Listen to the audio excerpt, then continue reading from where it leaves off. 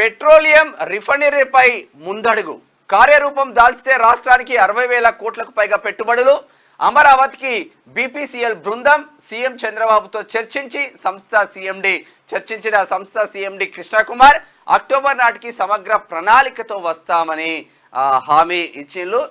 మొత్తం మీద అమరావతికి ఇక్కడ చాలా వరకు పెట్టుబడులు ముందుకు వస్తూ ఉన్నారు. చంద్రబాబు నాయుడుకి ఉన్న పరిచయాలు అనుకోండి, చంద్రబాబు నాయుడుకున్న ఎక్స్పీరియన్స్ అనుకోండి, ఇక్కడ ఐటీ హబ్ను ఎట్లా తీర్చిదిద్దిల్లో అందరికీ తెలిసిందే.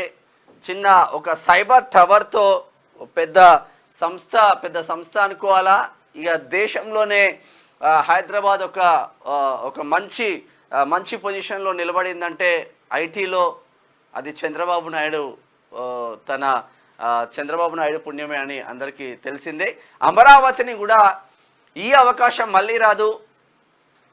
అమరావతిని 100% మంచి చక్కదిద్దాలి, పెట్టుబడులతో అమరావతి ముందుకు వెళ్ళాలని దృఢ సంకల్పంతో ముందుకెళ్తున్నట్లు తెలుస్తూ ఉంది రాష్ట్ర సర్కార్. నిన్న సచివాలయంలో సీఎం చంద్రబాబుతో సమావేశమైన బీపీసీఎల్ సీఎండి కృష్ణకుమార్, చిత్రంలో మాజీ టీజీ భరత్ మంత్రి TG Bharat, CS Neerabh Kumar Prasad, MP Balashowry తదితరులు ఉన్నారు. మొత్తం మీద ఇక్కడ పెట్టుబడులు వస్తున్నాయి. ఇక్కడ కూడా ఇంకోటి వచ్చే ఛాన్స్ ఉంది, క్వశ్చన్ మార్క్తో వార్త మాత్రం ఉంది.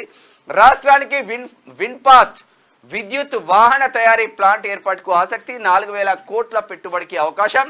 సీఎం చంద్రబాబుతో భేటీ, ఏపీకి వస్తే భూమి సౌకర్యాల కల్పనకు సిద్ధమన్న చంద్రబాబు. చాలామంది పారిశ్రామికవేత్తలను మాత్రం చంద్రబాబు నాయుడు అమరావతికి తీసుకొచ్చే ప్రయత్నం అయితే జరుగుతూ ఉంది.